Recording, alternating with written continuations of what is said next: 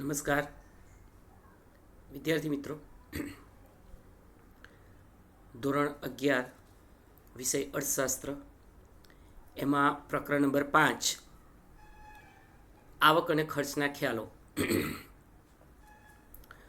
વિદ્યાર્થી મિત્રો, આપણે અત્યાર સુધી આ પ્રકરણમાં જુદા જુદા પ્રકારના ખર્ચના ખ્યાલો ભણી ગયા છીએ, જેવા કે વાસ્તવિક ખર્ચ, વૈકલ્પિક ખર્ચ, નાણાકીય ખર્ચ, સ્થિર ખર્ચ, અસ્થિર ખર્ચ, કુલ ખર્ચ, સરેરાશ સ્થિર ખર્ચ, સરેરાશ અસ્થિર ખર્ચ અને સરેરાશ ખર્ચ. તેમજ ગયા સેશનમાં આપણે સીમાંત ખર્ચનો પરિચય મેળવ્યો. આ બધા જ પ્રકારના ખર્ચાઓ ની સંકલ્પના આપણા માટે બહુ જ અગત્યની છે. મેં એવું તમને કહ્યું છે કે આ ચેપ્ટરમાંથી લગભગ 13 વ્યાખ્યાઓ આવે છે. આ 13 વ્યાખ્યા આપણે કરવાની છે. હું એકવાર તમારી સમક્ષ બધી જ વ્યાખ્યાઓ બોલી જાઉં છું. એમાં સ્થિર અને અસ્થિરમાં ઉદાહરણ પણ બોલવાના છે. તો આપણે શરૂઆતમાં જોયું વાસ્તવિક ખર્ચ. ઉત્પાદન પ્રક્રિયા સાથે સંકળાયેલા શ્રમિક, નિયોજક, મૂડીપતિ જે માનસિક કે શારીરિક કષ્ટ ઉઠાવે છે તે વસ્તુના ઉત્પાદનનું વાસ્તવિક ખર્ચ છે. ત્યાર પછી આપણે વૈકલ્પિક ખર્ચની વાત કરી. ઉત્પાદનના સાધનોને કોઈ એક કાર્યમાં રોકવામાં આવે તો અન્ય શ્રેષ્ઠ વિકલ્પ જતો કરવો પડે. આ ત્યજવો પડતો શ્રેષ્ઠ વિકલ્પ એ જે તે વસ્તુનું વૈકલ્પિક ખર્ચ છે. ત્યારબાદ ત્રીજી વ્યાખ્યા નાણાકીય. ઉત્પાદન પ્રક્રિયામાં નાણાંના સ્વરૂપમાં જે ખર્ચાઓ થાય છે તેને નાણાકીય ખર્ચ કહેવાય છે. આ 3. હવે સ્થિર ખર્ચ. ઉત્પાદન વધતા જે ખર્ચ વધતો નથી, ઉત્પાદન ઘટતા જે ખર્ચ ઘટતો નથી અને ઉત્પાદન શૂન્ય હોય તો પણ ખર્ચ યથાવત રહે તેને સ્થિર ખર્ચ કહે છે. દાખલા તરીકે કાયમી સ્ટાફનું વેતન, ભાડું, મૂડી પરનું વ્યાજ વગેરે. અસ્થિર ખર્ચ. ઉત્પાદન વધતા જે ખર્ચ વધે છે, ઉત્પાદન ઘટતા જે ખર્ચ ઘટે છે અને ઉત્પાદન શૂન્ય હોય ત્યારે તે ખર્ચ પણ શૂન્ય હોય તેવો ખર્ચ એટલે અસ્થિર ખર્ચ. દાખલા તરીકે કાચો માલ, વીજળી, વાહન વ્યવહારનો ખર્ચ, દૈનિક શ્રમિકોનું વેતન, આ બધા જ એ અસ્થિર ખર્ચના ઉદાહરણ છે મિત્રો. કુલ ખર્ચ એટલે સ્થિર ખર્ચ અને અસ્થિર ખર્ચનો સરવાળો. સરેરાશ સ્થિર ખર્ચ એટલે કુલ સ્થિર ખર્ચને ઉત્પાદનના એકમો વડે ભાગતા જે પ્રાપ્ત થાય એ સરેરાશ સ્થિર ખર્ચ છે. સરેરાશ અસ્થિર ખર્ચ એટલે કુલ અસ્થિર ખર્ચને ઉત્પાદનના એકમો વડે ભાગતા જે પ્રાપ્ત થાય એને સરેરાશ અસ્થિર ખર્ચ કહે છે. ત્યારબાદ સરેરાશ ખર્ચ. કુલ ખર્ચના છેદમાં ઉત્પાદનના એકમો. બીજા શબ્દોમાં કહીએ તો સ્થિર ખર્ચ વત્તા અસ્થિર ખર્ચ છેદમાં ઉત્પાદનના એકમો એટલે સરેરાશ ખર્ચ. અને સીમાંત ખર્ચ. વધારાનું એક એકમ ઉત્પન્ન કરવાથી કુલ ખર્ચમાં થતો ફેરફાર એટલે સીમાંત ખર્ચ. તો વિદ્યાર્થી મિત્રો, અહીંયા 10 વ્યાખ્યાઓ થઈ. આ 10 વ્યાખ્યાઓ તમારે યાદ રાખવાની છે.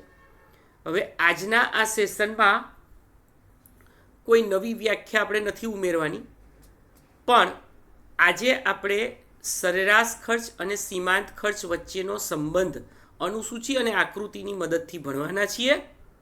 અને એ સાથે જ બીજું, આ સંબંધ ભણ્યા પછી લાંબા ગાળાની સરેરાશ ખર્ચની રેખા વિશે એક પરિચય મેળવીશું. અને ત્યારબાદ બીજા સેશનની અંદર આપણે આવકના ખ્યાલો મેળવીશું. આવકના ખ્યાલોમાં ફરી પાછું કુલ આવક, સરેરાશ આવક અને સીમાંત આવક. એટલે અત્યાર સુધી 10 વ્યાખ્યા થઈ અને પછી બીજી 3, આમ કુલ 13 ડેફિનેશન આપણે આ ચેપ્ટરમાંથી કરીએ ને તો વિદ્યાર્થી મિત્રો આપણું 80 થી 90% ચેપ્ટર તૈયાર થઈ જાય. એટલે ખાસ કાળજી રાખજો. આપણે શરૂઆત કરીએ છીએ પેજ નંબર 55 ઉપર 5.4 નંબરનો મુદ્દો સરેરાશ ખર્ચ અને સીમાંત ખર્ચ વચ્ચેનો સંબંધ. Relationship between average cost and marginal cost. વિદ્યાર્થી મિત્રો, આ 5 માર્કનો પ્રશ્ન છે. સ્વાધ્યાયમાં પણ પૂછાયેલો છે. અનુસૂચિ આપણે કાલ્પનિક આંકડાઓની મદદથી કરવાની છે, નિયમોને ધ્યાનમાં રાખીને, અને એ જ અનુસૂચિને આધારે આપણે આકૃતિ દોરી અને પછી ત્રણેય અહીંયા બંને ખર્ચ વચ્ચેના સંબંધો આપણે દર્શાવવાના છે.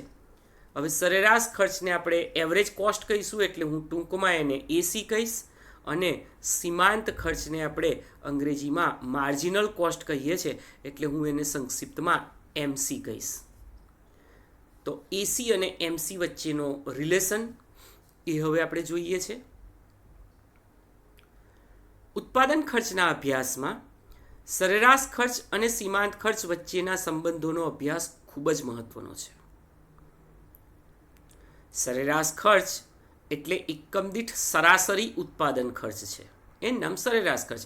તમે વ્યાખ્યા જાણો છો કે કુલ ખર્ચ ઉત્પાદનના એકમ વડે ભાગતા મળે તે એકમ દીઠ ખર્ચ એટલે સરેરાશ ખર્ચ. કોઈ પણ ઉત્પાદક લાંબા ગાળે ઉત્પાદન ચાલુ રાખવાનો નિર્ણય લેશે ત્યારે જ લેશે કે જ્યારે તેને મળતી વસ્તુની કિંમત સરેરાશ ખર્ચ કરતાં વધારે હશે. આ લાંબા ગાળાની વાત છે મિત્રો. અને ટૂંકા ગાળામાં ઉત્પાદન ચાલુ રાખવાનો નિર્ણય ત્યારે લેશે જ્યારે વસ્તુની કિંમત એના સીમાંત ખર્ચ કરતાં વધારે હશે. તો અહીંયા યાદ રાખો, લાંબા ગાળે સરેરાશ ખર્ચનું કન્સિડર થાય છે અને ટૂંકા ગાળે સીમાંત ખર્ચને કન્સિડર કરવામાં આવે છે. આમ ઉત્પાદન અંગેના નિર્ણયો લેવામાં સરેરાશ ખર્ચ અને સીમાંત ખર્ચ બંને ખ્યાલો ખૂબ મહત્વના છે. આપણે અહીંયા અનુસૂચિ અને આકૃતિની મદદથી સીમાંત ખર્ચ અને સરેરાશ ખર્ચ એટલે કે માર્જિનલ કોસ્ટ અને એવરેજ કોસ્ટ એ બે વચ્ચેના સંબંધને તપાસીએ છીએ. એક એક્ઝામ્પલ છે, કોઈ એક પેઢીમાં વસ્તુના ઉત્પાદન માટે સરેરાશ ખર્ચ, સીમાંત ખર્ચ અને કુલ ખર્ચની સ્થિતિ અનુસૂચિમાં દર્શાવેલી છે. હવે અનુસૂચિ આપણે ગોખવાની નથી, યાદ રાખજો. હું અનુસૂચિ સમજાવું છું, તમારે જાતે અનુસૂચિ બનાવીને પણ આ સંબંધો દર્શાવી શકાય. બસ નિયમને ફોલો કરો. અનુસૂચિના પહેલા કોલમમાં જુઓ, ઉત્પાદનના એકમો છે, P ફોર પ્રોડક્શન. આ એકમો 1 થી માંડીને 7 સુધી છે. બીજું કોલમ કુલ ખર્ચનું છે. વિદ્યાર્થી મિત્રો, આ કુલ ખર્ચની અંદર સ્થિર અને અસ્થિર ખર્ચ બંનેનો સમાવેશ થાય છે. એટલે તમે જુઓ, પહેલા એકમે કુલ ખર્ચ 20 રૂપિયા હતો, બીજા એકમે 35 રૂપિયા થયો, ત્રીજા એકમે 45 રૂપિયા થયો. એટલે કુલ ખર્ચ વધે છે, પણ કયા દરે? ઘટતા દરે. તમે જુઓ, 20માં 15 ઉમેર્યા 35, 35માં 10 ઉમેર્યા 45. પછી એ ઘટતી પેદાશના નિયમને કારણે વધતા દરે વધે છે. તમે જુઓ બીજું કોલમ, 60, 85, 6 એકમોએ 115 અને 7 એકમોએ 150. વિદ્યાર્થી મિત્રો, ત્રીજું કોલમ જે છે ને એ એસીનું છે. એસી એટલે એવરેજ કોસ્ટ, સરેરાશ ખર્ચ. તમે આને બીજી ભાષામાં એવું કહી શકો કે બીજું કોલમ ભાગ્યા પહેલું કોલમ. 20 ભાગ્યા 1 20, 35 ભાગ્યા 2 17.5, 45 ભાગ્યા 3 15, 60 ભાગ્યા 4 15, 85 ભાગ્યા 5 17, 115 ભાગ્યા 6 19.2, 150 ભાગ્યા 7 21.5. વિદ્યાર્થી મિત્રો, અહીંયા તમે પૂર્ણાંકમાં જ સરેરાશ ખર્ચ આવે એવી રીતે પણ આંકડા સેટ કરી અને પોતાની જાતે લખી શકો છો. પણ નિયમ યાદ રાખજો કે ઉત્પાદનના એકમો જેમ જેમ વધે તેમ કુલ ખર્ચ શરૂઆતમાં ઘટતા દરે વધે અને પછી વધતા દરે વધે. 3 એકમો પછી ચોથા એકમથી એને વધતા દરે વધારો અહીં જોઈ શકાય છે. ચોથું કોલમ સીમાંત ખર્ચનું કોલમ.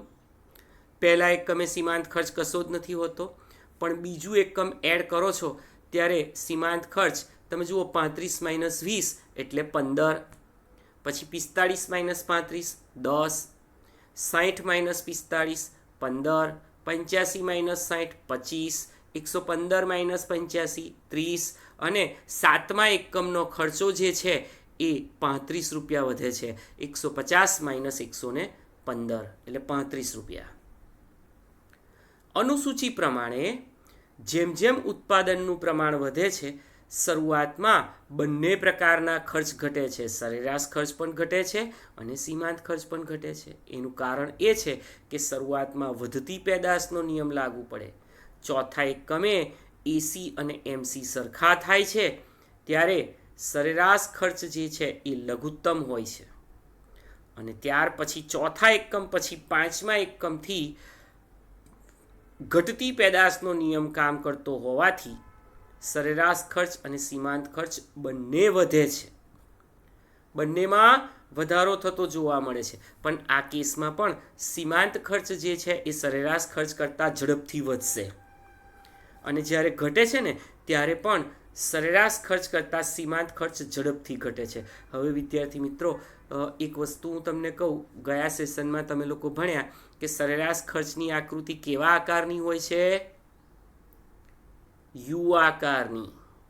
અને સીમાંત ખર્ચની આકૃતિ હોકી સ્ટીક આકારની. હવે હોકી હંમેશા આપણા પગમાં હોય. રમતી વખતે એનું સ્થાન ક્યાં હોય?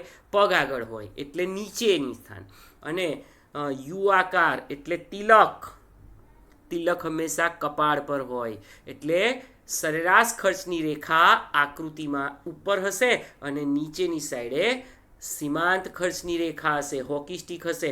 આપણે પેજ નંબર 56 ઉપર આપેલી આકૃતિનો પરિચય મેળવીએ છીએ. તમે અહીંયા સ્ક્રીન ઉપર પણ એને જોઈ શકો છો. જુઓ, OX ધરી પર ઉત્પાદનનું પ્રમાણ અને OY ધરી પર સરેરાશ ખર્ચ અને સીમાંત ખર્ચ ભેગા દર્શાવ્યા છે. આ બંને ખર્ચા વચ્ચેના સંબંધો જે પ્રમાણે છે એ નીચે આકૃતિની નીચે આપણે સમજીએ છીએ. તમે પહેલાં આકૃતિ બરાબર ધ્યાનથી જુઓ. હવે અંદર નાના નાના જે ચોરસ આપેલા છે એ ચોરસ તમારે દોરવાના નથી. તમે સીધી જ આકૃતિ આ પોઈન્ટ્સ મૂકી અને જોડતી રેખા બનાવી અને એસી અને એમસી દોરી શકો છો. હવે તમે જુઓ, એમસી જે છે સીમાંત ખર્ચ એ નીચેથી શરૂ થાય છે અને સરેરાશ ખર્ચ એ ઉપરથી શરૂ થાય છે. OX ધરી પર ઉત્પાદનનું પ્રમાણ છે અને OY ધરી પર સીમાંત ખર્ચ અને સરેરાશ ખર્ચ આપેલા છે. વિદ્યાર્થી મિત્રો, પેન્સિલની મદદથી આકૃતિ એકદમ સ્વચ્છ અને સ્પષ્ટ દોરવાની છે. એ બાબત ખાસ ભૂલાય નહીં, કાળજી રાખજો. હવે આપણે એના સંબંધોનો પરિચય મેળવીએ. પહેલું, સીમાંત ખર્ચ ઇઝ લેસ ધેન સરેરાશ ખર્ચ, એટલે કે એમસી ઇઝ લેસ ધેન એસી. આકૃતિમાં તમે જુઓ, સીમાંત ખર્ચ નીચેથી શરૂ થાય છે એટલે એસી એમસી કરતાં મોટો છે. બીજા શબ્દોમાં એમસી એસી કરતાં નાનો છે. શરૂઆતમાં સરેરાશ ખર્ચ ઘટે છે ત્યારે સીમાંત ખર્ચ પણ ઘટે છે, પરંતુ સરેરાશ ખર્ચના ઘટાડા કરતાં સીમાંત ખર્ચનો ઘટાડો ઝડપી છે ભાઈ.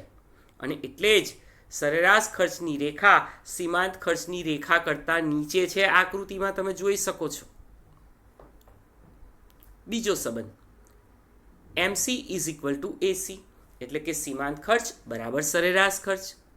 હવે જ્યારે સરેરાશ ખર્ચ લઘુત્તમ થાય છે ત્યારે સીમાંત ખર્ચની રેખા સરેરાશ ખર્ચની રેખાને નીચેની તરફથી છેદે છે, જે તમે ચોથા એકમે સી બિંદુ આકૃતિમાં જોઈ શકો છો.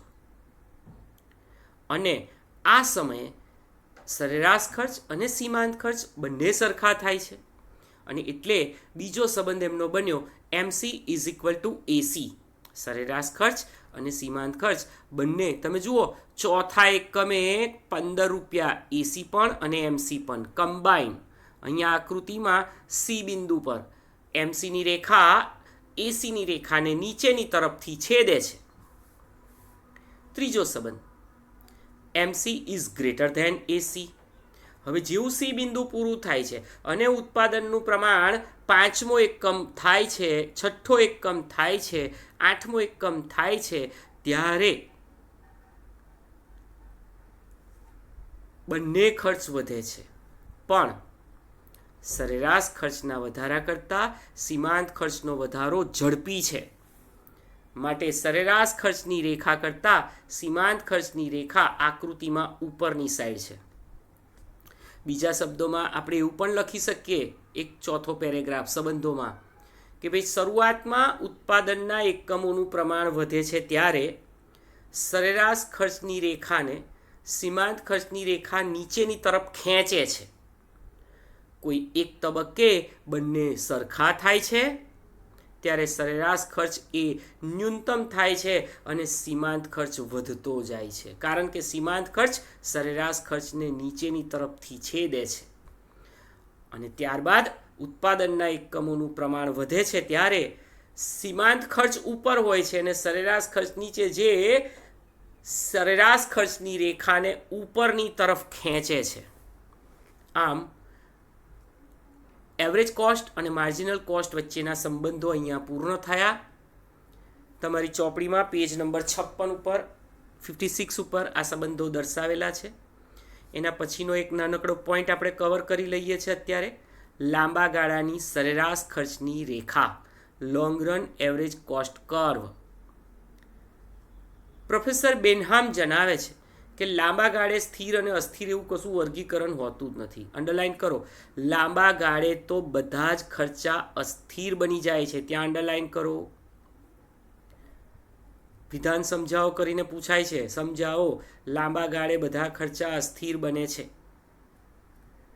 ટૂંકા ગાળામાં ખર્ચનું જે સ્થિર અસ્થિર ખર્ચમાં વિભાજન થાય ને એ લાંબા ગાળે અપ્રસ્તુત બની જાય છે. એનો અર્થ એ થયો કે સ્થિર અને અસ્થિર ખર્ચ એ ફક્ત ટૂંકા ગાળા માટે છે. લાંબા ગાળે ઉત્પાદનનું પ્રમાણ વધારવા માટે પેઢીએ ઉત્પાદનના સાધનો વધારવા પડે. સાધનો વધે એટલે ખર્ચા વધે, એટલે સ્થિર જેવું કશું જ નહીં રહે.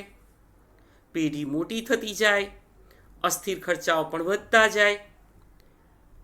પેઢીમાં કામ કરતા કાયમી શ્રમિકને ચૂકવાતું વેતન ટૂંકા ગાળામાં ભલે સ્થિર છે, પરંતુ જો બજારમાં વસ્તુની માંગ વધે અને નિયોજકને લાગે કે આ માંગ કાયમી છે કે લાંબા ગાળાની છે તો વધારાના શ્રમિકો કામ પર રાખવા પડે. જમીનનો વધારાનો ટુકડો ભાડેથી લેવો પડે.